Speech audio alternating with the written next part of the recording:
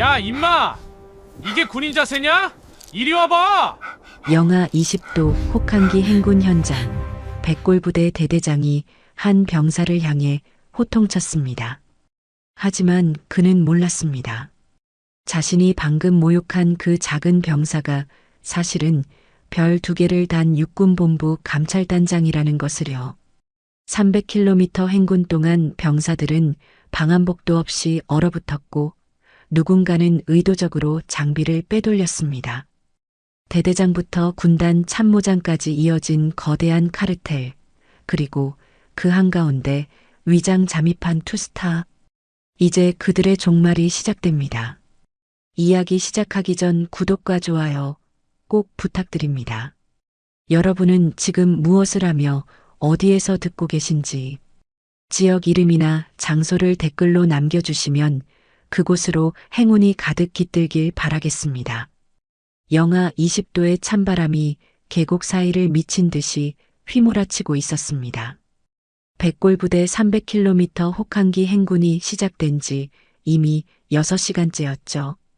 병사들의 숨소리는 하얗게 공기 중에 얼어붙었고 손가락 감각은 사라진 지 오래였으며 발가락은 얼어붙어 제대로 움직이지 않았습니다. 하지만 멈추면 더 큰 호통이 날아올 테니 대열은 계속 앞으로 나아가야 했어요. 행군 대열 맨 앞줄에는 새 방한복을 입은 30명 남짓한 병사들이 정렬되어 있었습니다. 깨끗한 방한복, 두툼한 장갑, 그리고 발열 내피까지 제대로 갖춘 모습이었죠. 하지만 그 뒤로는 상황이 완전히 달랐습니다. 뒷줄 병사들은 얇은 전투복만 걸친 채 이를 악물고 걷고 있었어요. 방한복은커녕 제대로 된 장갑 한 켤레 없이 그저 주머니에 손을 찔러 넣고 추위를 견디는 게 전부였습니다. 육군 제3보병사단 백골부대 모모연대 모모대대장 양재훈 중령은 지프차에서 내려 행군 대열을 따라 걸으며 병사들을 훑어보고 있었습니다. 42살의 그는 진급을 앞두고 있었고 이번 혹한기 훈련이 자신의 실적을 증명할 마지막 기회라고 생각하고 있었죠. 이 훈련만 깔끔하게 끝내면 대령은 시간 문제다. 그의 시선은 날카로웠고 표정은 차가웠습니다. 오직 사단장 앞에서 보여줄 완벽한 훈련 사진과 보고서만이 중요했어요. 속도 올려. 이 정도로 완주할 생각이야? 양재훈의 목소리가 계곡에 울려 퍼졌습니다. 병사들은 몸을 더욱 움츠린 채 걸음을 재촉했어요. 군화 바닥이 얼어붙은 눈 위를 긁는 소리가 일제히 빨라졌고 거친 숨소리가 하나둘씩 터져 나왔습니다. 행군 대열 뒤쪽 그 누구도 주목하지 않는 자리에 작은 체구의 병사 한 명이 조용히 걷고 있었습니다. 한세아, 39살. 육군본부 감찰단장이자 소장 계급을 가진 그녀는 지금 일개 병사로 위장한 채 이 혹한기 행군에 참여하고 있었어요. 707 특수임무단 출신인 그녀는 과거 비리 지휘관 때문에 부하를 잃은 트라우마를 안고 있었고 그 때문에 군 내부의 부조리를 뿌리 뽑겠다는 일념으로 이 자리에 있었습니다. 세아의 걸음걸이는 달랐습니다. 다른 병사들이 추위에 몸을 움츠리고 비틀거리며 걸을 때 그녀는 흐트러짐 없이 일정한 보폭으로 전진하고 있었죠. 군화 소리도 규칙적이었고 자세도 흔들림이 없었습니다. 훈련된 군인의 그것이었어요.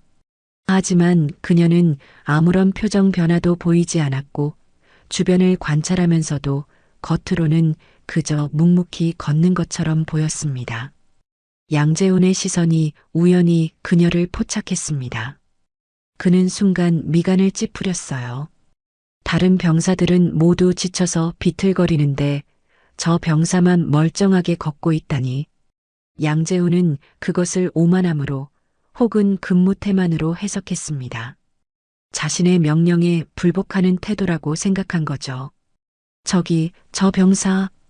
양재훈의 목소리가 차갑게 울렸습니다. 그 순간 300명이 넘는 행군 대열의 발소리가 일제히 멈췄어요. 쿵, 쿵, 쿵 하던 규칙적인 군화 소리가 뚝 끊기고 눈 위에서 미끄러지듯 멈칫하는 소리만 남았습니다.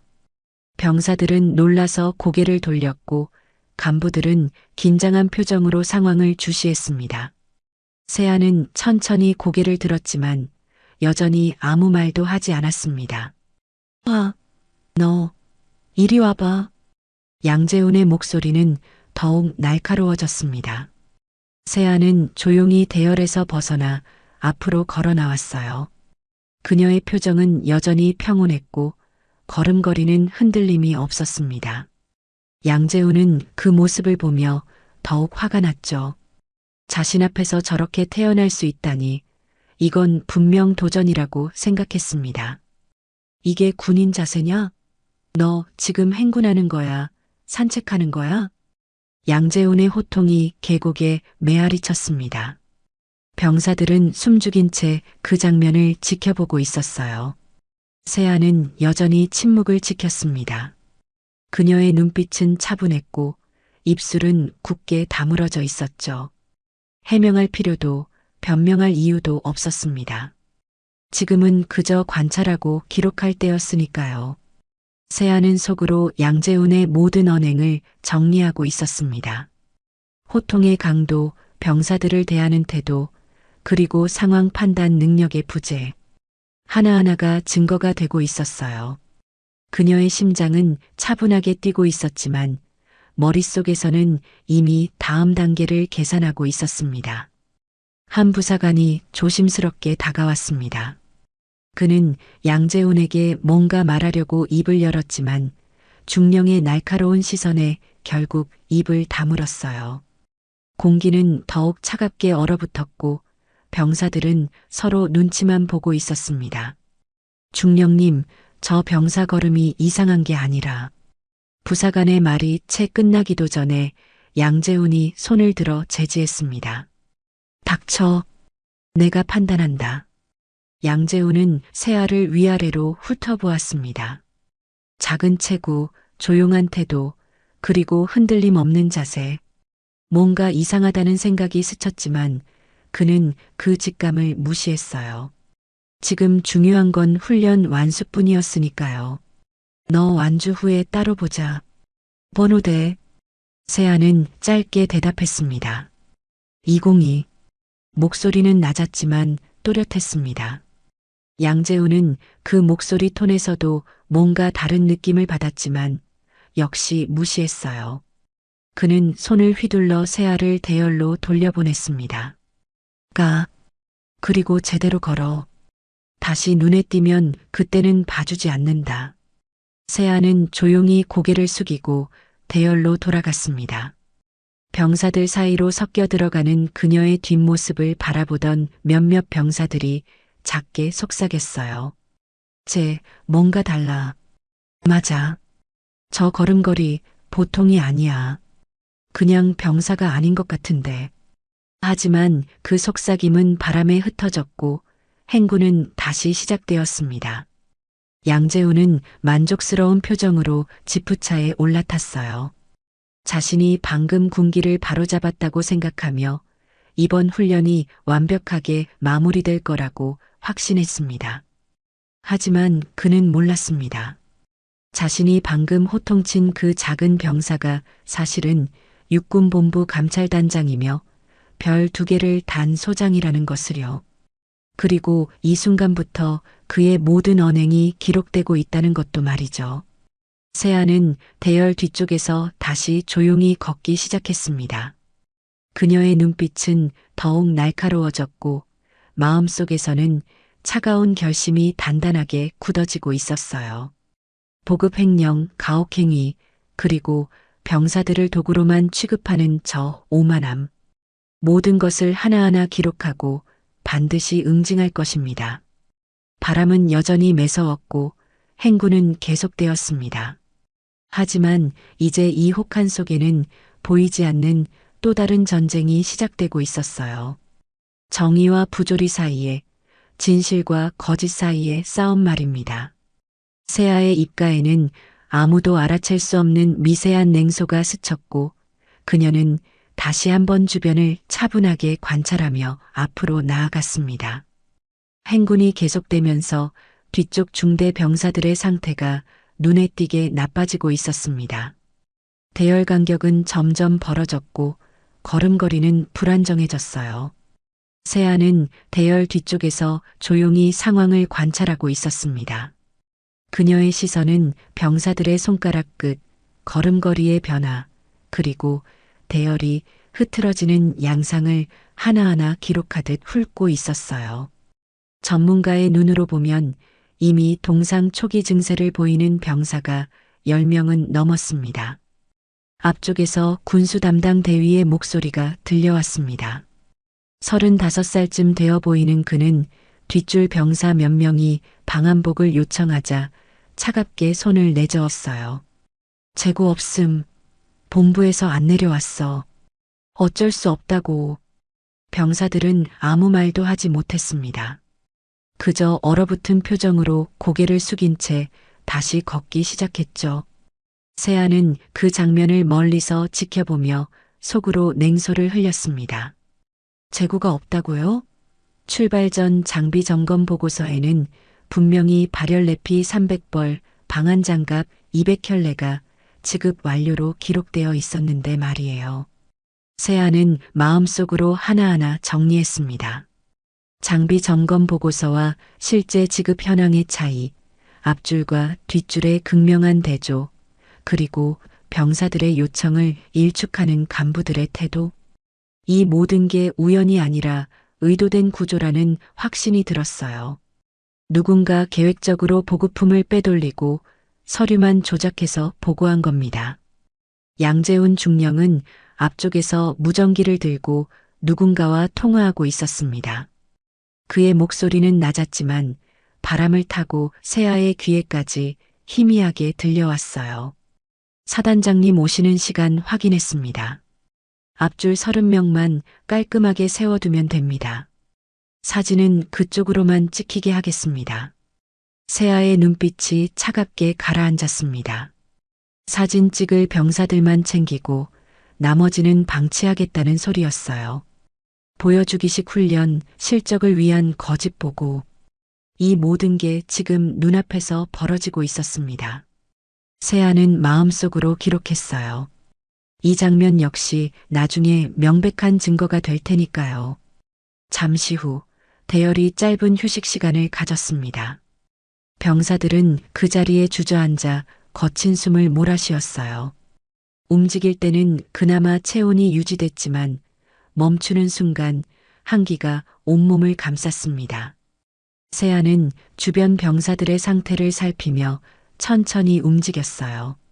한 조교가 손을 호호 불며 떨고 있는 모습이 보였습니다. 22살쯤 되어 보이는 그 병장은 이미 손가락 끝이 하얗게 변색되어 있었어요. 동상 초기였죠.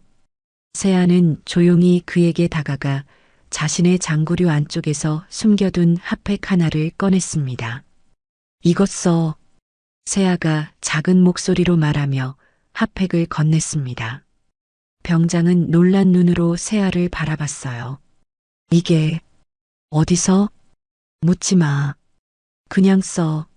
세아는 더 이상 말하지 않았습니다.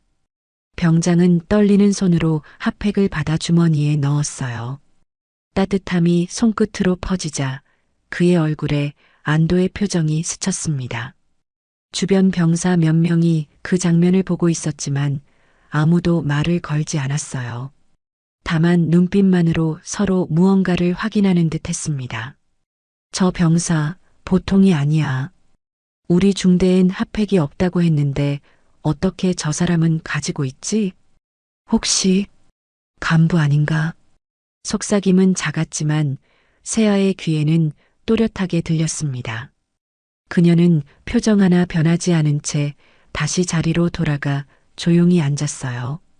아직 정체를 드러낼 때가 아니었습니다. 더 많은 증거를 모아야 했고 더 확실한 순간을 기다려야 했죠. 세아는 잠시 눈을 감고 머릿속으로 지금까지의 상황을 정리했습니다. 장비 지급 서류의 조작, 앞줄과 뒷줄의 극명한 차이, 사진 촬영을 위한 연출, 그리고 병사들의 고통을 외면하는 지휘 라인. 이 모든 게 하나의 패턴으로 연결되고 있었어요. 단순한 실수가 아니라 조직적인 비리였습니다. 휴식이 끝나고 다시 행군이 시작되었습니다. 양재훈은 앞쪽에서 속도를 체크하며 소리쳤어요. 속도 올려. 일정 맞춰야 한다. 병사들은 지친 몸을 일으켜 세우며 다시 걷기 시작했습니다. 하지만 이번에는 뒤쪽 대열의 속도가 눈에 띄게 느려졌어요. 대열 간격도 점점 벌어지고 있었습니다. 중대장 한 명이 뒤쪽으로 달려와 병사들을 재촉했습니다. 야, 뭐 하는 거야? 빨리 붙어. 하지만 병사들은 더 이상 속도를 낼 수 없었어요. 한 일병이 발을 질질 끌며 겨우 따라가고 있었고, 다른 병사 하나는 동료의 어깨에 기댄 채 비틀거리고 있었습니다. 중대장은 짜증스러운 표정으로 고개를 저으며 다시 앞으로 갔어요. 보고할 생각도 없었고 도와줄 생각도 없었습니다. 세아는 그 모습을 보며 입술을 깨물었습니다. 분노가 치밀어 올랐지만 겉으로는 전혀 드러내지 않았어요. 지금 감정을 드러내면 모든 게 수포로 돌아갈 테니까요. 대신 그녀는 차분하게 상황을 분석했습니다. 보급 누락, 장비 미지급, 그리고 병사들의 고통을 외면하는 지휘 라인. 이 모든 게 명백한 가혹행위이자 직무유기였어요. 행군이 계속되면서 세아는 또 다른 사실을 발견했습니다. 앞줄과 뒷줄의 장비 차이가 단순히 우연이 아니라는 것을요. 누군가 의도적으로 앞줄에만 새 장비를 배치했고 뒷줄은 철저히 방치했습니다. 이건 사진 촬영용 연출이었어요. 사단장이 방문했을 때 보여줄 완벽한 장면을 만들기 위한 거짓 무대였죠. 세아는 속으로 계산했습니다. 발열내피 300벌 중 30벌만 지급됐다면 나머지 270벌은 어디로 갔을까요? 방한장갑도 마찬가지였어요. 핫팩도 특식도 모두 지급 완료로 보고됐지만 실제로는 병사들 손에 닿지 않았습니다.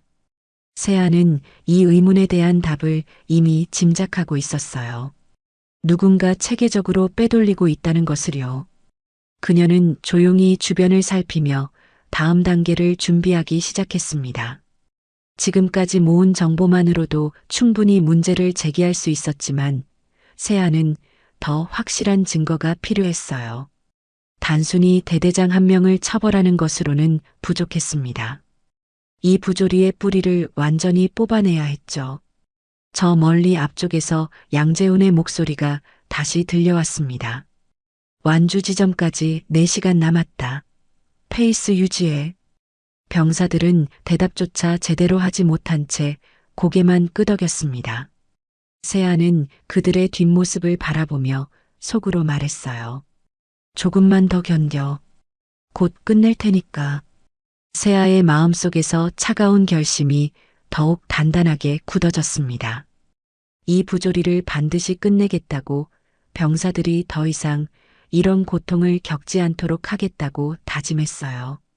바람은 여전히 차갑게 불어왔고 행군은 멈추지 않았습니다. 하지만 세아의 눈빛 속에는 이미 결말이 보이기 시작하고 있었어요. 정의가 승리하고 부조리가 무너지는 그 순간 말입니다. 행군 8시간째 대열은 가파른 오르막길에 접어들고 있었습니다.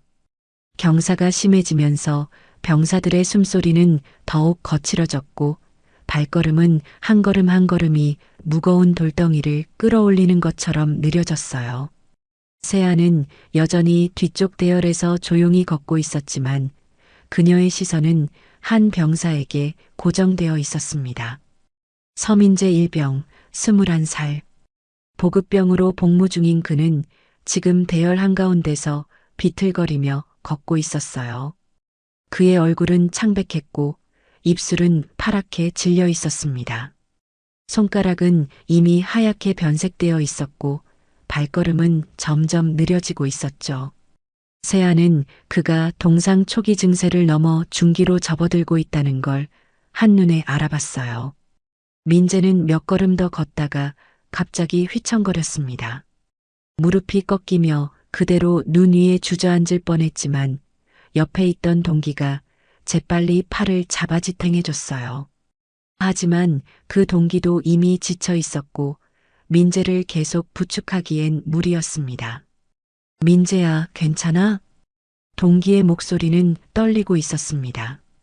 민재는 고개를 끄덕이려 했지만 입술이 제대로 움직이지 않았어요. 그저 희미하게 웃으며 다시 걸으려 했지만 발이 말을 듣지 않았습니다. 그의 발가락은 이미 감각을 완전히 잃은 상태였고 군화 안쪽은 얼음처럼 차가웠죠. 앞쪽에서 조교 한 명이 달려왔습니다. 25살쯤 되어 보이는 그 병장은 민재의 상태를 대충 훑어보고는 짜증스러운 표정을 지었어요. 야, 이 정도면 버틸 수 있잖아. 일어나. 조교가 민재의 팔을 잡아 억지로 일으켰습니다. 민재는 비틀거리며 겨우 중심을 잡았지만 눈빛은 초점을 잃고 있었어요. 조교는 그 모습을 보고도 그냥 등을 떠밀며 말했습니다. 빨리 움직여. 대열 흐트러뜨리지 말고. 민재는 떨리는 다리로 다시 걷기 시작했습니다. 하지만 몇 걸음 가지 못해 다시 휘청거렸어요. 이번엔 완전히 무릎이 꺾이며 눈 위로 쓰러질 뻔했습니다. 그 순간 누군가 재빨리 그의 팔을 잡아 넘어지는 것을 막았어요. 세아였습니다. 세아는 조용히 민재를 부축하며 일으켰습니다. 그녀의 손길은 단호했지만 부드러웠고 민재가 중심을 잡을 수 있도록 정확하게 지탱해줬어요. 민재는 놀란 눈으로 세아를 올려다봤습니다. 그 눈빛 속에는 감사함과 동시에 혼란이 섞여 있었죠. 뒤로 빠져. 세아가 조교를 향해 낮고 단호한 목소리로 말했습니다. 조교는 잠시 얼어붙었어요. 일개 병사가 자신에게 명령조로 말한다는 게 믿기지 않았던 겁니다. 하지만 세아의 눈빛에는 거역할 수 없는 무언가가 있었어요. 조교는 본능적으로 한 걸음 물러섰습니다. 세아는 민재를 대열 옆으로 데려가 잠시 앉혔습니다. 그리고는 자신의 장구류 안쪽에서 남겨뒀던 핫팩을 꺼내 민재의 손에 쥐어줬어요. 민재는 떨리는 손으로 그것을 받았고 따뜻함이 손끝으로 전해지자 눈시울이 붉어졌습니다. 이거 우리 중대엔 없는데. 민재의 목소리는 떨리고 있었습니다. 세아는 아무 말도 하지 않았어요. 그저 민재의 상태를 확인하며 그가 호흡을 가다듬을 수 있도록 기다려줬습니다. 민재는 핫팩을 주머니에 넣고 천천히 숨을 고르기 시작했어요. 고맙습니다. 정말. 민재가 작게 말했습니다. 세아는 여전히 침묵했지만 그녀의 눈빛은 조금 부드러워졌어요. 민재는 그 눈빛을 보며 이상한 확신을 느꼈습니다. 이 사람은 보통 병사가 아니라는 것을요. 세아는 민재의 어깨를 가볍게 두드리며 일으켰습니다. 그리고는 자신의 팔을 민재의 팔에 걸어 함께 걷기 시작했어요. 민재는 세아의 도움을 받으며 천천히 걸었고 속도는 느렸지만 안정적으로 앞으로 나아갔습니다. 세아는 민재의 걸음에 맞춰 속도를 조절했고 그가 넘어지지 않도록 계속 지탱해줬어요.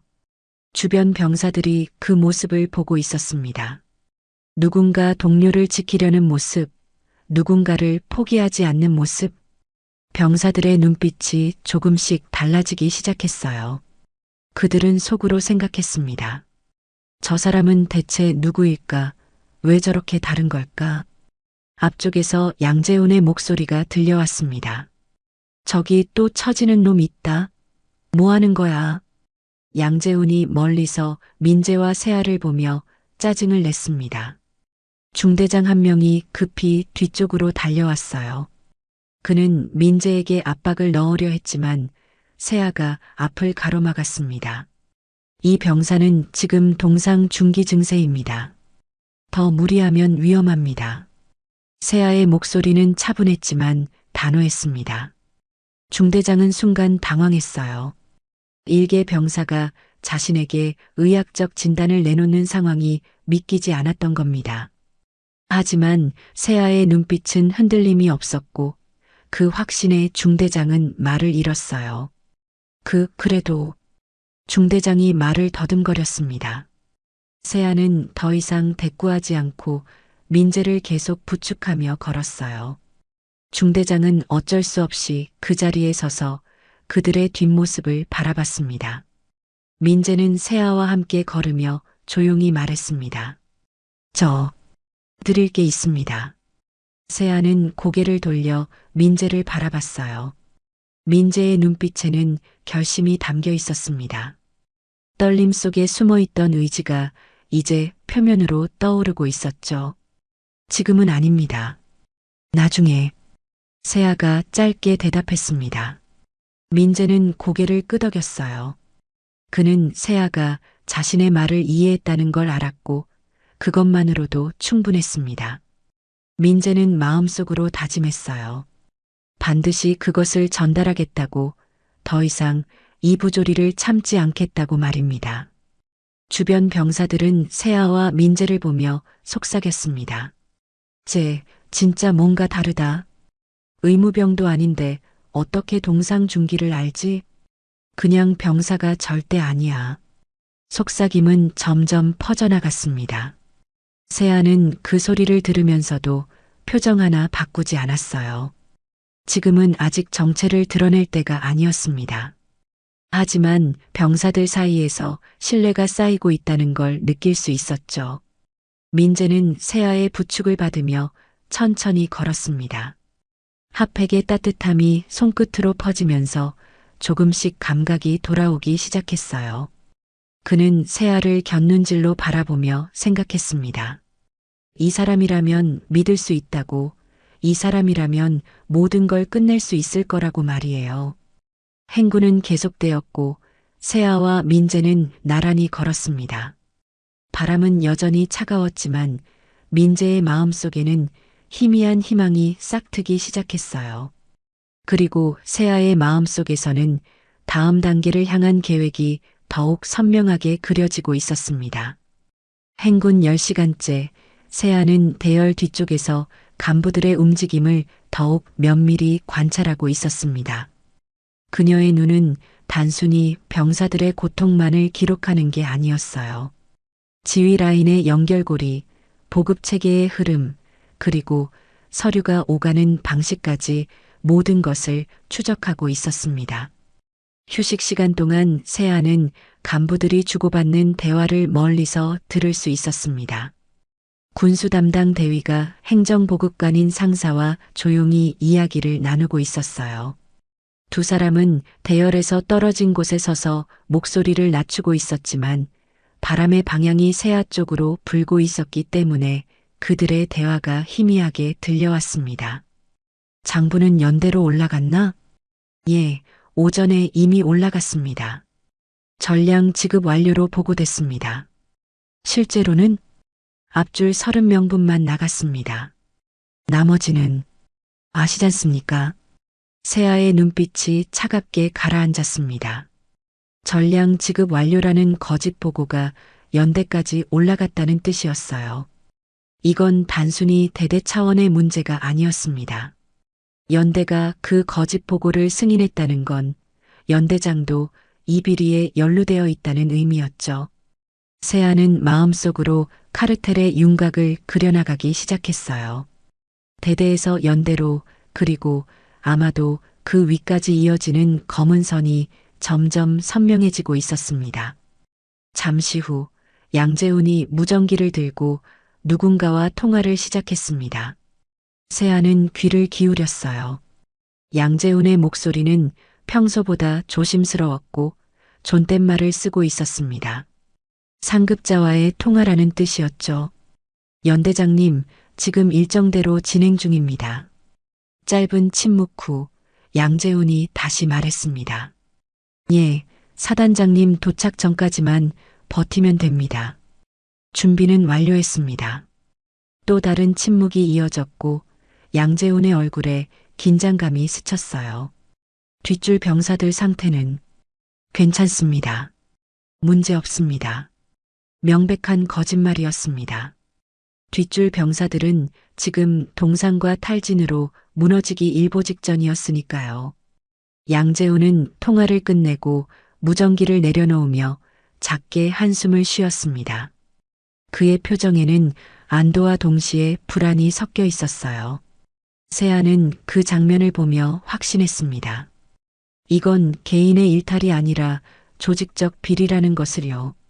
대대장이 거짓 보고를 올리고 연대장이 그것을 승인하는 구조. 그리고 그 위에는 아마도 더 큰 배후가 있을 거라는 추측도 함께 떠올랐습니다. 저녁 무렵 대열이 첫 번째 야영지에 도착했습니다. 병사들은 지친 몸을 이끌고 텐트를 설치하기 시작했어요. 세아는 민재가 텐트를 치는 모습을 멀리서 지켜보고 있었습니다. 민재는 여전히 손가락 끝이 제대로 움직이지 않아 어려움을 겪고 있었지만 그래도 포기하지 않고 천천히 작업을 이어가고 있었죠. 해가 지고 어둠이 내려앉자 민재가 세아에게 조심스럽게 다가왔습니다. 그는 주변을 살피고는 조용히 말했어요. 저, 지금 드려도 될까요? 세아는 고개를 끄덕였습니다. 민재는 주머니에서 작은 USB를 꺼냈어요. 그의 손은 떨리고 있었지만 눈빛은 확고했습니다. 그 USB는 민재가 몇 달 동안 목숨을 걸고 모아온 것이었어요. 개인 휴대물품 검열 때마다 걸릴 뻔했지만 기회가 없어서 계속 숨겨왔던 겁니다. 이거 몇 달 동안 모은 겁니다. 민재의 목소리는 작았지만 단호했습니다. 세아는 조용히 USB를 받았어요. 그녀의 표정은 변하지 않았지만 마음속으로는 민재의 용기에 감사하고 있었습니다. 무슨 내용이야? 세아가 짧게 물었습니다. 민재는 숨을 한번 크게 들이쉬고 대답했어요. 장부 스캔하고 실제 창고 사진이 있습니다. 발열 내피 300벌이 지급 완료로 나와 있는데 창고엔 그대로 쌓여 있어요. 방한 장갑이랑 특식도 마찬가지고요. 세아의 눈빛이 날카로워졌습니다. 이건 결정적 증거였어요. 서류 조작과 실물 증거가 함께 있다면 카르텔을 무너뜨리는 게 가능했습니다. 군수과장하고 행정보급관이 주고받은 메시지도 녹음했습니다. 이번 겨울은 보상 타율만 맞추면 끝이라는 그런 내용이었어요. 민재의 목소리는 떨리고 있었지만 그는 끝까지 말을 이어갔습니다. 세아는 USB를 조심스럽게 주머니 깊숙이 넣으며 민재를 바라봤어요. 잘했어. 덕분에 많은 사람이 살 거야. 세아의 말에 민재의 눈시울이 붉어졌습니다. 그는 떨리는 목소리로 물었어요. 저, 잘한 건가요? 이게 맞는 건가요? 그래. 내가 가장 용기 있는 사람이야. 세아의 확신에 찬 대답에 민재는 고개를 끄덕였습니다. 그는 마음속으로 안도했어요. 자신이 한 일이 옳았다는 확신이 들었고 이제 더 이상 혼자가 아니라는 안정감도 느꼈습니다. 민재는 조용히 자리로 돌아갔고 세아는 잠시 그의 뒷모습을 바라보며 숨을 고르고 있었어요. 세아는 텐트 안으로 들어가 작은 단말기를 꺼냈습니다.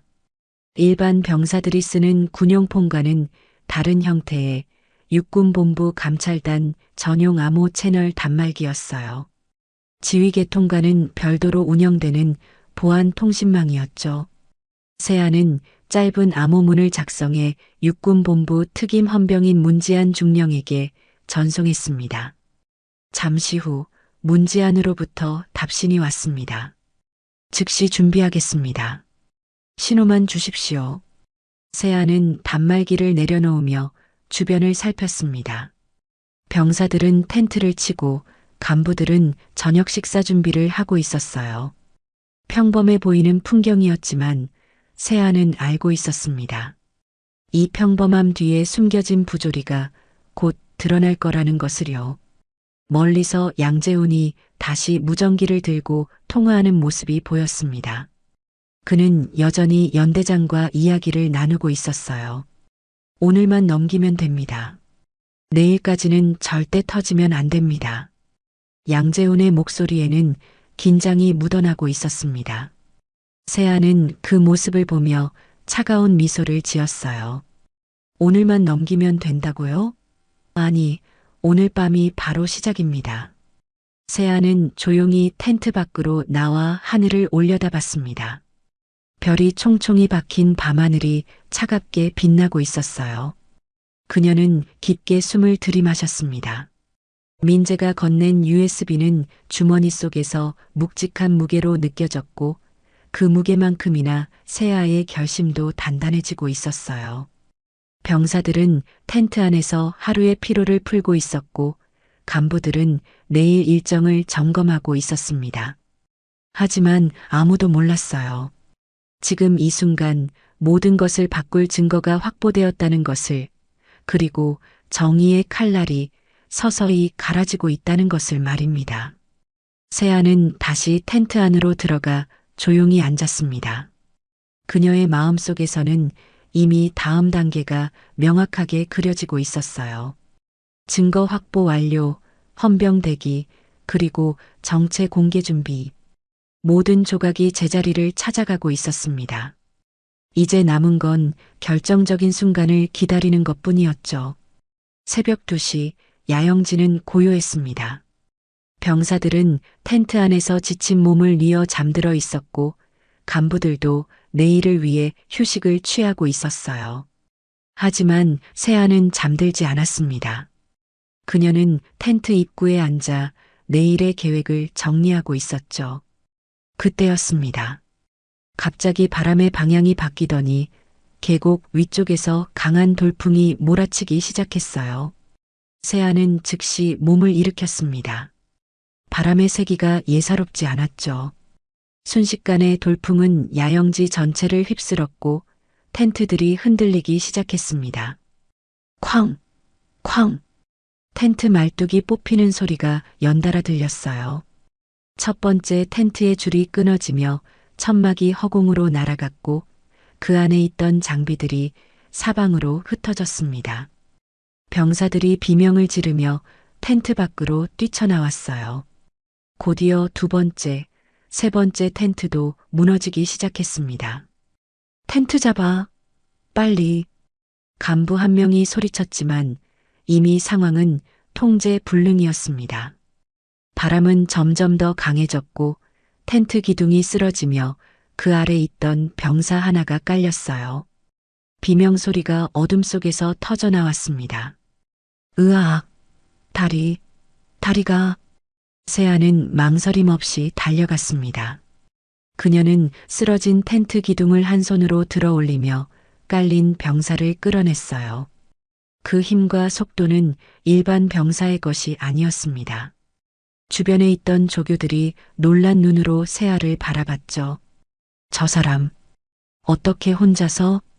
하지만 세아는 신경 쓸 겨를이 없었습니다.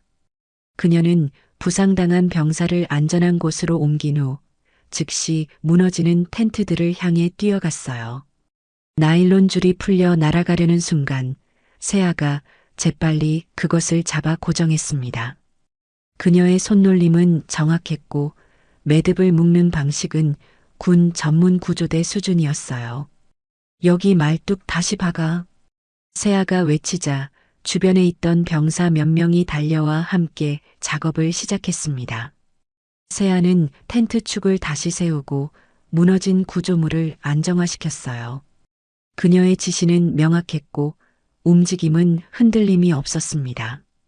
병사들은 자연스럽게 세아를 중심으로 모여들었고 혼란스럽던 야영지가 빠르게 정리되기 시작했죠. 한쪽에서는 기절한 병사가 누워 있었어요. 의무병이 달려왔지만 어떻게 해야 할지 당황하고 있었습니다. 세아가 그곳으로 다가가 병사의 상태를 재빨리 확인했어요. 호흡은 불안정했고 맥박이 약했습니다. 기도 확보부터 해.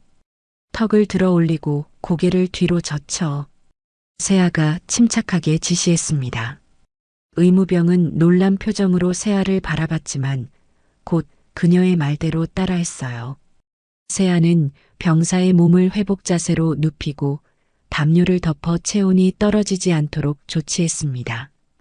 이제 괜찮아. 계속 호흡 확인해. 세아의 목소리는 단호했지만 안정적이었습니다. 의무병은 고개를 끄덕이며 병사를 지켜보기 시작했어요. 주변에 있던 간부들은 어리둥절한 표정으로 세아를 바라보고 있었습니다. 중대장 한 명이 세아에게 다가왔습니다. 32살의 그 대위는 처음으로 세아에게 말을 걸었어요. 너 어디서 배운 거야? 세아는 대답하지 않았습니다. 그저 조용히 고개를 숙이고 다시 야영지를 정리하기 시작했어요. 중대장은 더 이상 묻지 않았지만 그의 눈빛에는 의심과 동시에 존경이 섞여 있었습니다. 바람이 조금씩 잦아들기 시작했습니다. 텐트는 대부분 다시 고정되었고 부상자들도 안전하게 보호받고 있었어요. 병사들은 세아를 바라보며 작게 속삭였습니다. 저 사람 진짜 누구야? 그 속삭임 속에는 의심보다 신뢰가 더 많이 담겨 있었습니다. 세아는 그 소리를 들으면서도 표정 하나 바꾸지 않았어요. 행동만으로 충분히 보여줬으니까요. 정리가 어느 정도 끝나갈 무렵 민재가 세아에게 조심스럽게 다가왔습니다. 그는 작은 목소리로 말했어요. 저기, 감사합니다. 덕분에 살았습니다. 세아는 민재를 바라보며 짧게 고개를 끄덕였습니다. 민재는 잠시 망설이다가 더 작은 목소리로 물었어요. 혹시 오늘 밤에 다시 만날 수 있을까요? 드릴 말씀이 더 있습니다. 세아는 주변을 살피고는 조용히 대답했습니다. 새벽 4시 텐트 뒤편으로 와. 민재는 고개를 끄덕이고 조용히 자리로 돌아갔습니다. 세아는 그의 뒷모습을 바라보며 속으로 생각했어요. 민재가 더 중요한 정보를 가지고 있을지도 모른다고 말이죠. 간부들은 야영지를 돌아보며 피해 상황을 점검하고 있었습니다. 양재우는 멀리서 이 모든 상황을 지켜보고 있었어요. 그의 표정은 복잡했습니다. 오늘 밤의 혼란 때문에 일정이 지연될까 걱정하는 동시에 저 이상한 병사 때문에 뭔가 꺼림칙한 느낌이 들었죠. 세아는 다시 자신의 텐트로 돌아갔습니다. 그녀는 조용히 앉아 오늘 밤의 상황을 정리했어요. 야영지 붕괴로 인해 자신의 능력 일부가 드러났지만 그것은 오히려 기회가 될 수도 있었습니다. 병사들의 신뢰를 얻었고 이제 그들은 세아를 믿기 시작했으니까요. 세아는 주머니 속 USB를 만지작거리며 생각했습니다. 민재가 더 줄 정보가 무엇일까요? 혹시 카르텔의 더 높은 단계를 증명할 증거일까요? 세아의 마음은 조용했지만 그 안에서는 불길이 타오르고 있었어요. 밖에서는 병사들이 여전히 마무리 작업을 하고 있었고 간부들은 피해 보고서를 작성하고 있었습니다. 하지만 아무도 몰랐어요. 오늘 밤 이 야영지에서 벌어진 일이 단순한 자연재해 대응이 아니라 거대한 부조리를 무너뜨릴 서막이라는 것을 말입니다. 세아는 텐트 안에 누워 눈을 감았지만 잠들지 않았습니다. 새벽 4시까지 2시간이 남았어요. 그 2시간 동안 세아는 모든 것을 정리하고 다음 단계를 준비해야 했습니다. 민재와의 만남, 그리고 그 이후에 벌어질 모든 일들을 말이죠. 시간은 천천히 그러나 확실하게 흘러가고 있었습니다.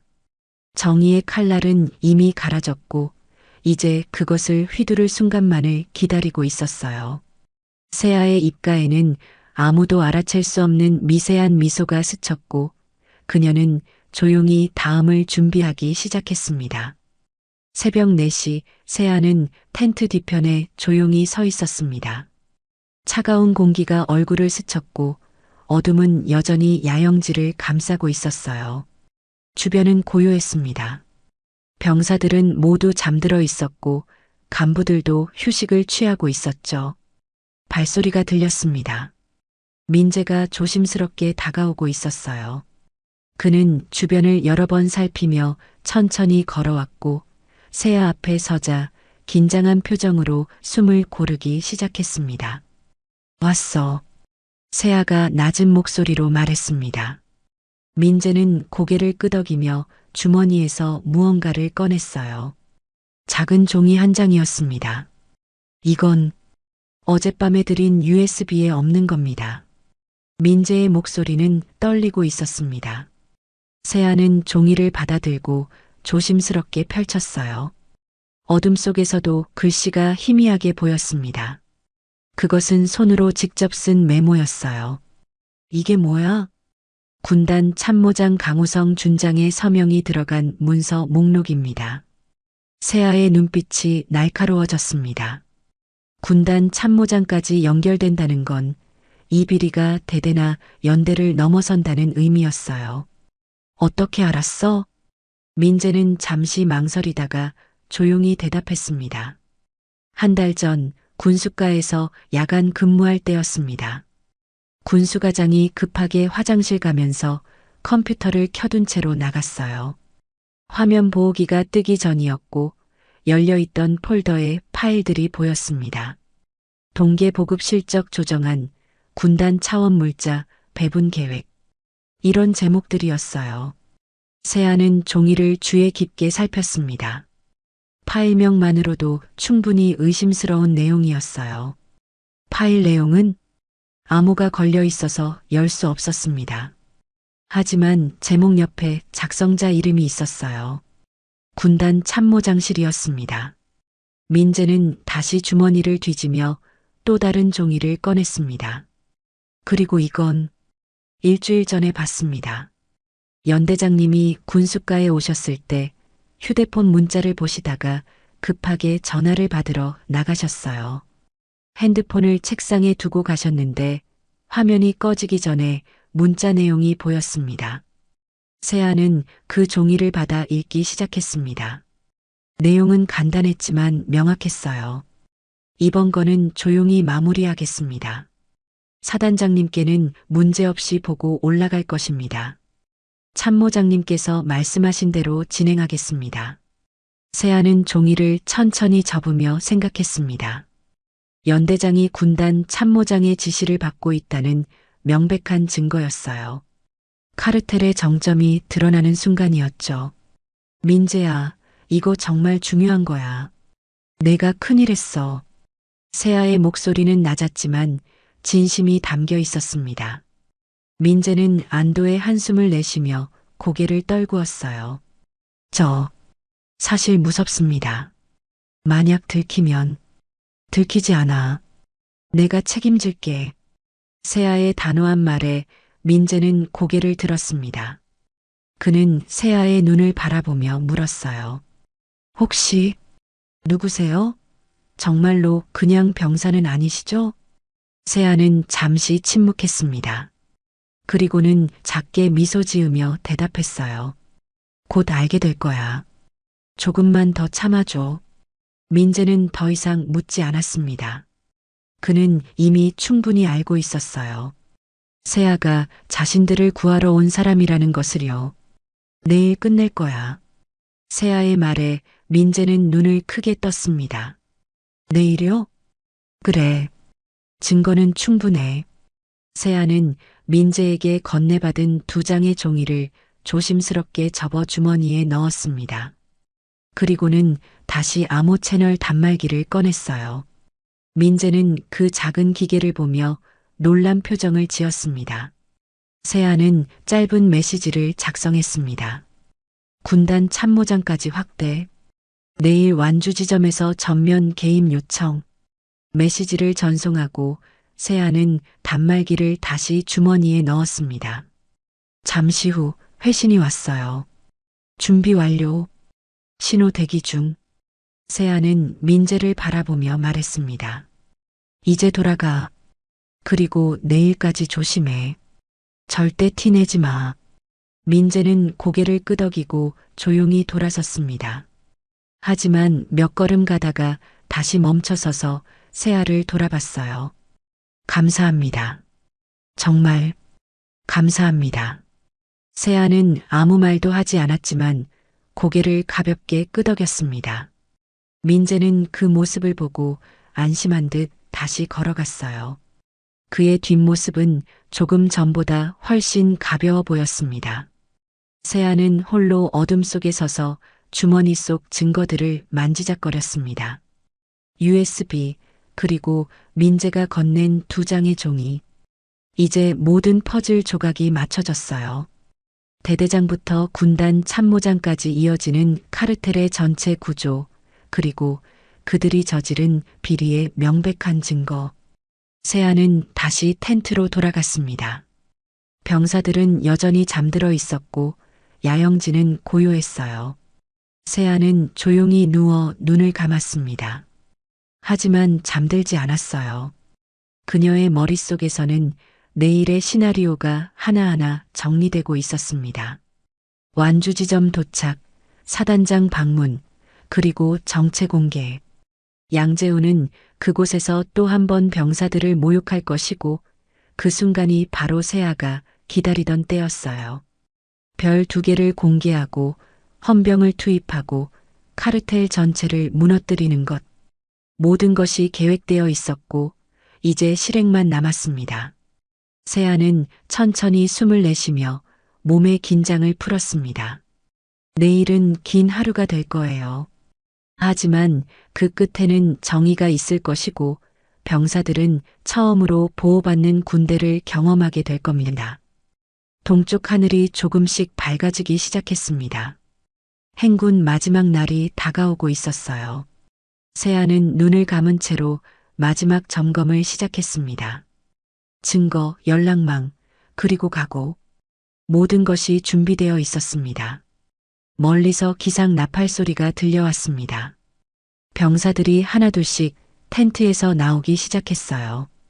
새로운 하루가 시작되고 있었고 세아는 조용히 일어나 밖으로 나갔습니다. 오늘이 마지막입니다. 오늘 모든 것이 끝납니다. 새벽 5시 세아는 암호 채널 단말기를 꺼내 짧은 신호를 전송했습니다. 단 한 글자였어요. 시작. 그 신호와 함께 백골 부대에서 30km 떨어진 연대 본부 후방에서는 이미 움직임이 시작되고 있었습니다. 육군본부 특임 헌병대 소속 차량 5대가 조용히 연대 군수창고 주변으로 접근하고 있었어요. 문지한 중령이 선두 차량에 타고 있었고 그의 뒤로 20명의 헌병들이 무장을 갖춘 채 대기하고 있었습니다. 그들의 움직임은 신속했지만 소리 없었어요. 새벽의 어둠을 이용해 완벽하게 은폐된 작전이었죠. 전 차량 정지, 무전 통제 유지. 문지안의 지시가 떨어지자 차량들은 창고 앞에 멈춰 섰습니다. 헌병들은 재빨리 하차해 각자의 위치로 이동했어요. 창고 정문, 측면 출입구, 그리고 후방 비상구까지 모든 동선이 차단되었습니다. 압수수색 시작. 문지안이 낮은 목소리로 명령하자 헌병 4명이 창고 정문으로 다가갔습니다. 잠금 장치를 해제하고 문을 열자 거대한 창고 내부가 드러났어요. 선반마다 군용 물자들이 가지런히 정리되어 있었습니다. 헌병들은 손전등을 켜고 창고 안으로 들어갔습니다. 발열 내피, 방한 장갑, 핫팩이 적힌 라벨을 따라가며 확인했어요. 중령님, 여기 보십시오. 한 헌병이 창고 깊숙한 곳에서 문지안을 불렀습니다. 그곳에는 아직 포장도 뜯지 않은 발열 내피가 상자째 쌓여 있었어요. 헌병이 상자를 열어보자 새 제품들이 그대로 들어 있었습니다. 수량 확인. 문지안의 지시에 따라 헌병들이 상자를 하나씩 세기 시작했습니다. 총 300벌이었어요. 출고 기록에는 전량 지급 완료로 나와 있지만 실제로는 창고에 그대로 보관되어 있었던 겁니다. 방한 장갑도 200켤레가 미개봉 상태로 선반 뒤편에 있었죠. 사진 촬영하고 봉인. 이후 발견 물품은 동일하게 처리. 헌병들은 신속하게 작업을 진행했습니다. 카메라 플래시가 어둠 속에서 터졌고 빨간색 증거 태그가 붙여지기 시작했어요. 문지안은 즉시 세아에게 암호 메시지를 전송했습니다. 발열 내피 300벌, 방한 장갑 200켤레 미지급 확인. 증거 확보 완료. 야영지에서 행군 준비를 하던 세아는 단말기를 확인하고 작게 미소 지었습니다. 첫 번째 단계가 완료된 겁니다. 헌병들은 창고 수색을 마치고 연대 본부로 이동했습니다. 새벽 6시, 아직 대부분의 간부들이 잠들어 있는 시간이었어요. 문지안은 헌병 6명과 함께 군수가 사무실로 들어갔습니다. 컴퓨터 압수, 서류 전량 봉인. 헌병들은 체계적으로 움직였습니다. 컴퓨터는 전원을 끄지 않고 그대로 압수했고 서류 캐비닛을 열어 안에 있던 문서들을 박스에 담았어요. 중령님, 이거 보십시오. 한 헌병이 서류 더미 사이에서 특이한 문서를 발견했습니다. 그것은 동계 보급 실적 조정안이라는 제목의 문서였어요. 작성자는 군단 참모장실이었고 결재란에는 연대장 노기환의 서명이 선명하게 찍혀 있었습니다. 문지안은 그 문서를 조심스럽게 들어 올려 확인했습니다. 내용은 명확했어요. 실제 지급량과 보고량을 다르게 기록하라는 지시, 그리고 사단장 방문 시 앞줄 병사들만 장비를 갖추도록 하라는 구체적인 지침까지 적혀 있었습니다. 최우선 증거 항목. 문지안이 짧게 말하자 헌병이 즉시 그 문서를 투명 봉투에 넣고 증거 태그를 붙였습니다. 행정보급관 사무실에서는 보급 대장과 출고 기록이 발견되었어요. 장부를 펼쳐보니 발열 내피 300벌이 출고된 것으로 기록되어 있었지만 실제 수령 서명란은 비어 있었습니다. 새벽 7시 연대 본부에 출근하던 군수과장이 사무실 문 앞에서 헌병들과 마주쳤습니다. 그는 순간 얼어붙었어요. 46살의 그는 입술이 파르르 떨리기 시작했고 손에 들고 있던 서류가 바닥에 떨어졌습니다. 뭡니까? 여기서 뭐 하는 겁니까? 그의 목소리는 떨리고 있었습니다. 문지안이 그에게 다가가 신분증을 제시했어요. 육군본부 특임 헌병대 문지안 중령입니다. 보급비리 혐의로 압수수색 중입니다. 군수과장의 얼굴이 하얗게 질렸습니다. 그는 뒤로 비틀거리며 벽에 등을 기댔어요. 숨소리가 거칠어졌고 손은 주체할 수 없이 떨렸습니다. 저는 아무것도 명령만 따랐을 뿐입니다. 저는 그저 그의 목소리는 점점 작아졌습니다. 변명이 소용없다는 걸 그 자신도 알고 있었어요. 헌병 2명이 그의 양팔을 잡았고 그는 힘없이 고개를 떨구었습니다. 눈가가 붉어졌고 입술을 깨물며 눈물을 참으려 했지만 소용없었어요. 동행해 주시죠. 같은 시각 행정보급관인 상사도 연대 본부로 출근하다가 체포되었습니다. 그는 군수과장과 달리 아무 말도 하지 않았어요. 그저 고개를 숙인 채 헌병들을 따라갔을 뿐이었죠. 문지안은 다시 세아에게 메시지를 전송했습니다. 연대 본부 봉쇄 완료. 군수과장, 행정보급관 체포, 서류 증거 확보, 연대장 체포 대기 중. 세아는 메시지를 확인하고 주변을 살폈습니다. 병사들은 행군 마지막 날을 준비하고 있었고 간부들은 완주 지점까지의 경로를 점검하고 있었어요. 양재우는 멀리서 무전기로 누군가와 통화하고 있었습니다. 그의 표정은 밝았어요. 네, 오늘 오후 2시쯤 완주 예정입니다. 사단장님 도착 시간에 맞춰서 정렬하겠습니다. 그는 만족스러운 표정으로 무전기를 내려놓았습니다. 오늘만 넘기면 모든 게 잘 끝난다고 생각하고 있었죠. 실적 보고도 완벽하게 올라갈 것이고 진급도 문제 없을 거라고 확신하고 있었어요. 세아는 조용히 장비를 챙기며 마지막 점검을 시작했습니다. 증거 확보 완료, 헌병 배치 완료, 그리고 연대 본부 봉쇄 완료. 포위망은 완성되었고 이제 남은 건 완주 지점에서의 최종 대면뿐이었어요. 행군이 시작되었습니다. 병사들은 무거운 발걸음으로 마지막 구간을 걷기 시작했어요. 세아는 대열 뒤쪽에서 조용히 따라갔습니다. 그녀의 눈빛은 차분했지만 그 안에는 뜨거운 결의가 타오르고 있었어요. 완주 지점까지는 6시간이 남았습니다. 양재우는 앞쪽에서 병사들을 재촉하고 있었고 연대장 노기환은 연대 본부에서 사단장 방문 준비를 하고 있었죠. 하지만 그들은 몰랐습니다. 이미 게임은 끝났다는 것을요. 오후 1시 행군 대열이 완주 지점에서 5km 떨어진 지점에 도착했습니다. 병사들은 지친 표정이었지만 완주가 눈앞이라는 사실에 조금씩 힘을 내고 있었어요. 양재우는 앞쪽에서 무전기를 들고 연대장과 통화하고 있었습니다. 연대장님, 예정대로 2시에 도착합니다. 사단장님 도착 시간 확인 부탁드립니다.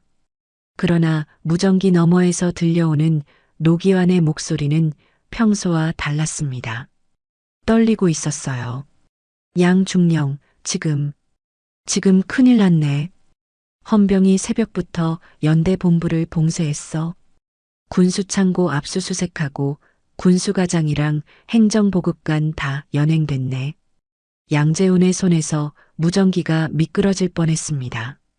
그는 주변을 재빨리 살피고는 목소리를 낮췄어요. 그게 어떻게 된 겁니까? 모르겠네. 나한테도 출두 요구가 들어왔어. 군단 참모장님께도 연락이 간 것 같고 일단 행군은 완주해. 사단장님이 오시기로 했으니까. 하지만 조심해. 통화가 끊겼습니다. 양재우는 무전기를 내려놓고 심호흡을 했어요. 손끝이 차가워지고 있었고 등에서 식은땀이 흘러내렸습니다. 그는 고개를 들어 앞쪽 대열을 바라봤지만 시야가 흐릿하게 느껴졌어요. 같은 시각 연대 본부에서는 노기환이 사무실 복도를 걷고 있었습니다. 헌병 2명이 그의 양옆을 호위하고 있었어요. 51살의 그는 군화 소리만 복도에 울릴 뿐 아무 말도 하지 않았습니다.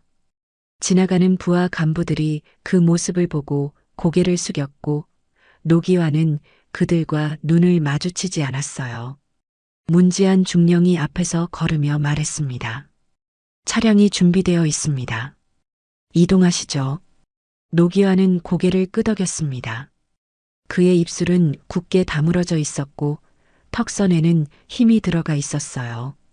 체념과 분노가 뒤섞인 표정이었죠. 그는 차량에 오르며 마지막으로 연대 본부를 돌아봤습니다. 수십 년을 걸어온 복도, 수백 번을 오른 계단, 그 모든 것이 이제 끝이라는 걸 알고 있었어요. 한편 군단 참모장실에서는 강우성 준장이 창밖을 바라보며 서 있었습니다. 50세살의 그는 창문에 손을 짚은 채 멈춰 있었어요. 그의 책상 위에는 육군 본부로부터 온 공문이 펼쳐져 있었습니다. 감찰 확대 조사 대상 통보서였죠. 부관이 조심스럽게 문을 두드렸습니다. 참모장님, 본부에서 오후 5시까지 출두하시라는 연락이 왔습니다. 강우성은 대답하지 않았습니다. 그는 여전히 창밖을 바라보고 있었어요. 부관은 더 이상 말하지 않고 조용히 문을 닫고 나갔습니다. 강우성은 홀로 남아 눈을 감았습니다. 모든 것이 무너지는 소리가 들리는 것 같았어요. 오후 2시 행군 대열이 완주 지점에 도착했습니다. 병사들은 환호성을 지르며 서로를 격려했어요. 3일간의 300km 행군이 드디어 끝난 겁니다. 하지만 양재훈의 표정은 어두웠어요.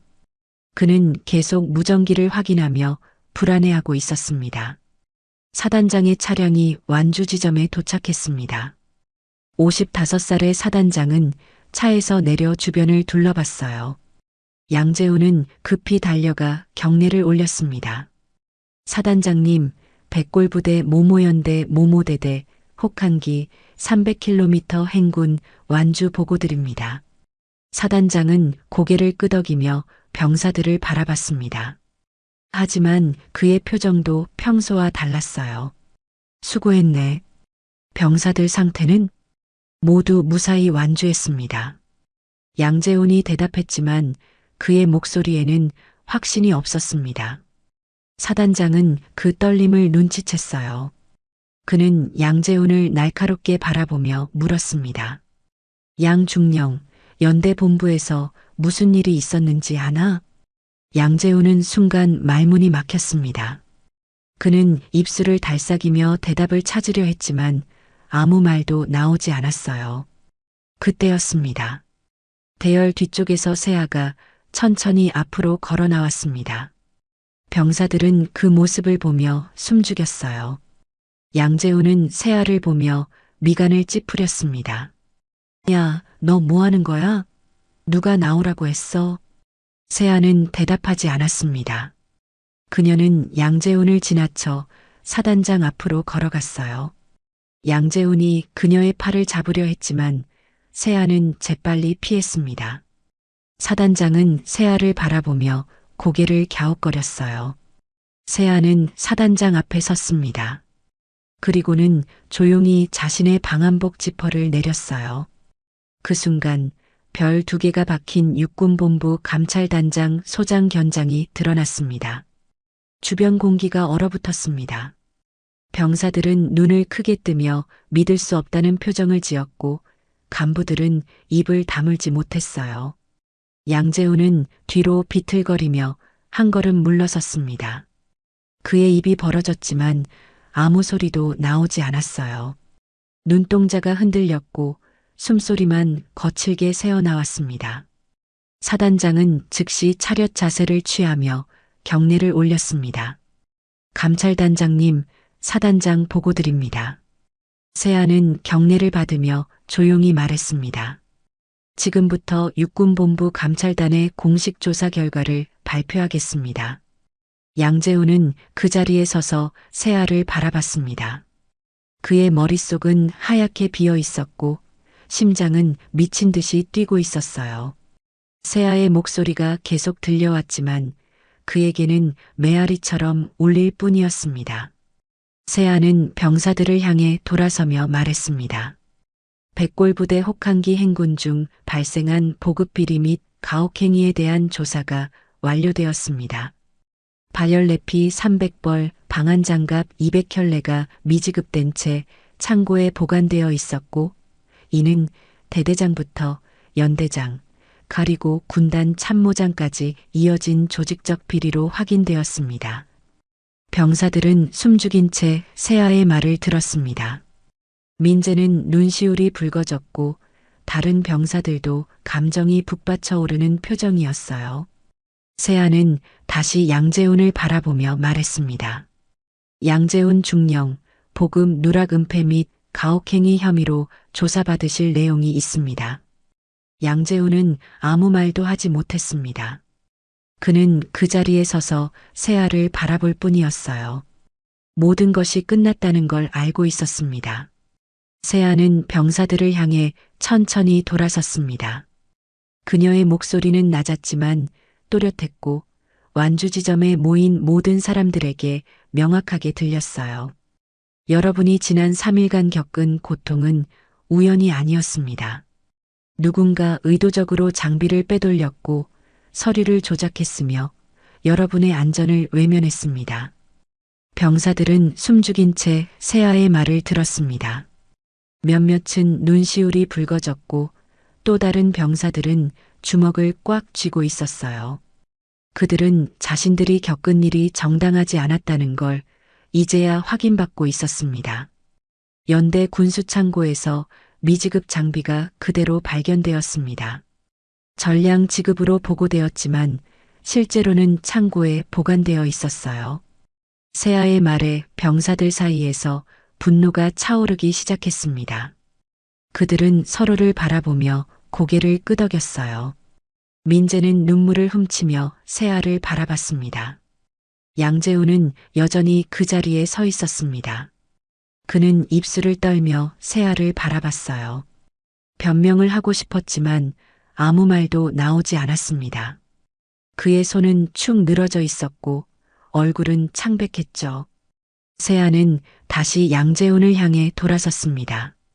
양재훈 중령, 당신은 사단장 방문을 위해 앞줄 병사들에게만 장비를 지급하고 나머지 병사들은 방치했습니다. 양재훈이 입을 열었습니다. 그의 목소리는 떨리고 있었어요. 저는 명령을 따랐을 뿐입니다. 연대장님이, 시스템이 시스템이 널 이렇게 만든 게 아니야. 세아가 차갑게 말했습니다. 내가 선택한 거야. 병사들을 지키는 대신 내 욕심을 택한 거지. 양재훈은 아무 말도 하지 못했습니다. 그는 고개를 떨구고 눈을 감았어요. 모든 변명이 무의미하다는 걸 알고 있었습니다. 그때 헌병 차량 2대가 완주 지점에 도착했습니다. 문지한 중령이 차에서 내려 세아에게 다가왔어요. 그는 경례를 올리며 보고했습니다. 감찰단장님, 연대장 노기환 대령 연행 완료했습니다. 수고했어. 대대장 양재훈 중령 연행해. 문지안이 손짓하자 헌병 2명이 양재훈에게 다가갔습니다. 양재훈은 저항하지 않았어요. 그는 그저 고개를 숙인 채 헌병들을 따라갔습니다. 병사들은 그 모습을 지켜보며 복잡한 표정을 지었어요. 분노와 동시에 허탈함이 섞여 있었습니다. 양재훈이 헌병 차량에 오르기 직전 그는 뒤를 돌아봤습니다. 병사들과 눈이 마주쳤어요. 그들의 눈빛에는 실망과 배신감이 가득했습니다. 양재훈은 다시 고개를 숙이고 차량에 올랐어요. 문이 닫히고 차량은 천천히 출발했습니다. 세아는 병사들을 향해 다시 돌아섰습니다. 그녀의 목소리는 부드러워졌어요. 여러분은 잘못한 게 없습니다. 여러분은 끝까지 완주했어요. 정말로 수고했습니다. 병사들은 세아의 말을 듣고 눈물을 흘리기 시작했습니다. 그들은 지난 3일간의 고통이 인정받았다는 사실에 감정이 북받쳐 올랐어요. 민재는 주저앉아 울기 시작했고 다른 병사들도 하나둘씩 눈물을 흘렸습니다. 사단장은 세아에게 다가와 조용히 물었습니다. 감찰단장님, 이후 조치는 어떻게 진행됩니까? 연대장과 대대장은 군사법원에 회부될 예정입니다. 군단 참모장도 조사 후 처분이 결정될 겁니다. 사단장은 고개를 끄덕였습니다. 그는 병사들을 바라보며 깊게 한숨을 내쉬었어요. 세아는 병사들을 향해 마지막 말을 건넸습니다. 군대는 약자를 지킬 때 가장 강합니다. 병사들은 세아를 향해 경례를 올렸습니다. 그들의 눈빛에는 감사와 존경이 담겨 있었어요. 세아는 그 경례를 받으며 조용히 미소 지었습니다. 완주 지점은 조용해졌습니다. 바람이 불어왔고 해는 서쪽으로 기울고 있었어요. 민재가 세아에게 다가왔습니다. 그는 떨리는 목소리로 말했어요. 감사합니다. 정말 감사합니다. 세아는 민재의 어깨를 가볍게 두드렸습니다. 내가 용기를 냈기 때문에 가능했어. 고마워. 민재는 눈물을 훔치며 고개를 끄덕였습니다. 세아는 그의 모습을 보며 마음속으로 생각했어요. 이 젊은 병사가 보여준 용기가 모든 것을 바꿨다고 말이죠. 세아는 천천히 완주 지점을 걸어 나왔습니다. 병사들은 그녀의 뒷모습을 바라보며 조용히 경례를 올렸어요. 세아는 돌아보지 않고 계속 걸어갔습니다. 그녀의 발걸음은 가벼웠고 어깨는 편안했어요. 하늘은 점점 어두워지고 있었고 완주 지점에는 병사들의 조용한 대화 소리만 남아 있었습니다. 그들은 서로를 부축하며 천천히 자리를 정리하기 시작했어요. 오늘은 끝이었지만 동시에 새로운 시작이기도 했습니다. 세아는 멀리서 완주 지점을 돌아봤습니다. 병사들이 서로 어깨동무를 하고 있는 모습이 보였어요. 그들은 웃고 있었습니다. 세아는 그 모습을 보며 만족스러운 미소를 지었어요. 그리고는 다시 앞을 향해 걸어갔습니다. 멀리서 차량 한 대가 세아를 기다리고 있었습니다. 문지안이 문을 열어주었고 세아는 조용히 차에 올랐어요. 차량이 출발하자 완주 지점은 점점 멀어졌습니다. 세아는 창밖을 바라보며 깊게 숨을 들이마셨어요. 수고하셨습니다, 단장님. 문지안이 조용히 말했습니다. 세아는 고개를 끄덕이며 대답했어요. 모두 수고했어. 차량은 계속 달렸고 완주 지점은 이제 보이지 않았습니다. 하지만 세아의 마음속에는 병사들의 경례와 민재의 눈물이 여전히 남아 있었어요. 그녀는 눈을 감으며 조용히 미소 지었습니다. 긴 싸움이 끝났고 정의는 제자리를 찾았습니다. 3주 후 백골부대 본부 앞 광장에는 병사들이 정렬해 있었습니다. 겨울 햇살이 부드럽게 내려앉고 있었고 병사들의 표정은 3주 전과 확연히 달랐어요. 밝았고 편안했습니다. 사단장이 단상에 올라 마이크 앞에 섰습니다. 그는 병사들을 바라보며 천천히 입을 열었어요. 지난 3주간 우리 부대에는 큰 변화가 있었습니다. 보급비리 사건으로 연대장, 대대장을 포함한 여러 간부들이 군사법원에 회부되었습니다. 병사들은 조용히 그 말을 들었습니다. 사단장은 잠시 말을 멈추고 깊게 숨을 들이마셨어요. 앞으로 이런 일이 다시는 일어나지 않도록 우리 모두 노력하겠습니다. 병사들 사이에서 박수가 터져 나왔습니다. 사단장은 고개를 숙여 인사하고 단상에서 내려왔어요. 행사가 끝나고 민재는 새로 부임한 대대장에게 보고를 마치고 밖으로 나왔습니다. 그는 이제 상병 계급장을 달고 있었어요. 진급은 예정보다 빨랐지만 그의 용기를 인정받은 결과였습니다. 민재는 부대 뒤편 벤치에 앉아 하늘을 올려다봤습니다. 그는 주머니에서 작은 사진 한 장을 꺼냈습니다. 완주 지점에서 병사들과 함께 찍은 단체 사진이었죠. 그 사진 한쪽 구석에는 세아가 조용히 서 있었어요. 그때 일이 꿈만 같아. 옆에 앉은 동기가 말했습니다. 민재는 고개를 끄덕이며 사진을 바라봤어요. 진짜 그랬지. 그 병사가 투스타였다니. 덕분에 우리 살았어. 너도 나도. 동기의 말에 민재는 조용히 미소 지었습니다. 그는 사진을 다시 주머니에 넣으며 일어섰어요. 가자. 후임들 훈련 봐줘야 돼. 두 사람은 나란히 걸어갔습니다. 민재는 걸으면서 생각했어요. 이제 자신이 후임들을 지켜야 한다고 세아가 자신을 지켜줬던 것처럼 말이죠. 같은 시각 육군본부 감찰단 사무실에서는 세아가 책상 앞에 앉아 보고서를 정리하고 있었습니다. 백골부대 보급비리 사건 최종 보고서였어요. 그녀는 마지막 페이지를 넘기며 천천히 읽었습니다. 양재훈 중령 군사법원 판결 결과 징역 3년 선고. 노기환 대령 징역 5년 선고. 강우성 준장 현재 조사 진행 중. 세아는 보고서를 덮고 창밖을 바라봤습니다. 문이 노크되었고 문지안이 들어왔습니다. 그는 세아에게 다가와 서류 한 뭉치를 건넸어요.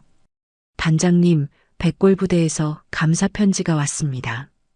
병사들이 직접 쓴 겁니다. 세아는 서류를 받아 펼쳤습니다. 손으로 직접 쓴 편지들이었어요.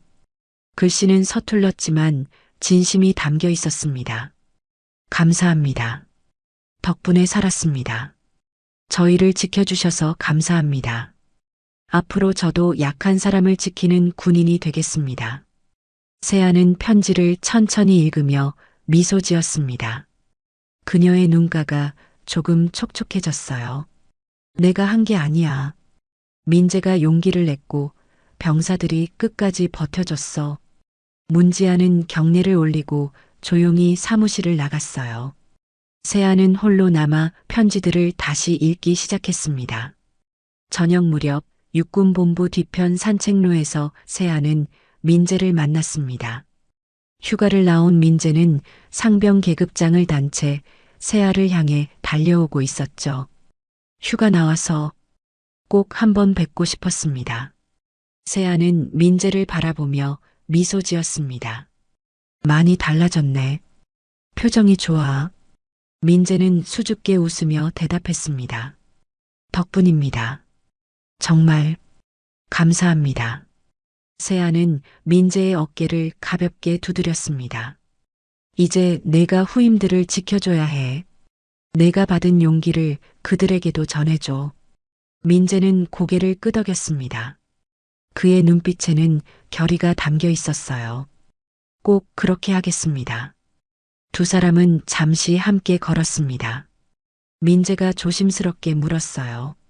단장님, 군대가 정말 바뀔 수 있을까요? 세아는 잠시 생각하고는 대답했습니다. 한 번에 바뀌진 않아. 하지만 너 같은 사람들이 있으면 조금씩 바뀔 거야. 민재는 그 말을 가슴에 새기며 고개를 끄덕였습니다. 그는 세아를 향해 경례를 올렸고 세아는 그 경례를 받아주었습니다. 잘 지내, 민재야.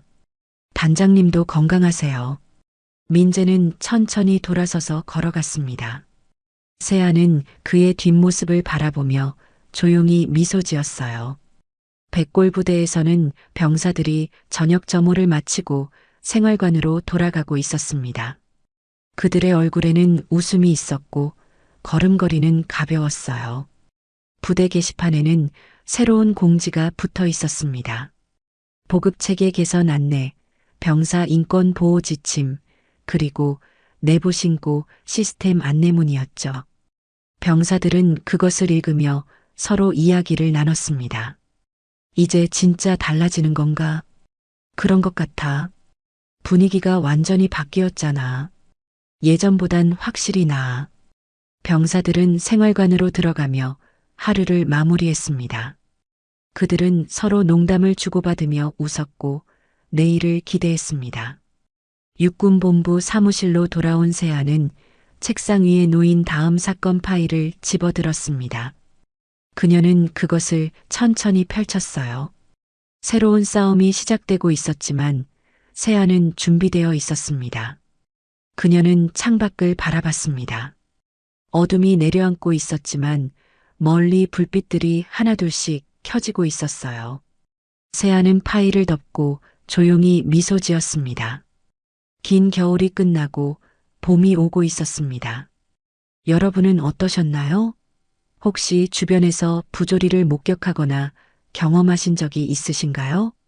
때로는 용기 있는 한 사람의 목소리가 세상을 바꾸기도 합니다. 오늘 이야기가 여러분께 작은 위로와 용기가 되었기를 바랍니다. 여러분의 이야기도 듣고 싶습니다. 댓글로 여러분의 생각과 사연을 들려주세요. 다음 이야기로 찾아뵙겠습니다. 감사합니다.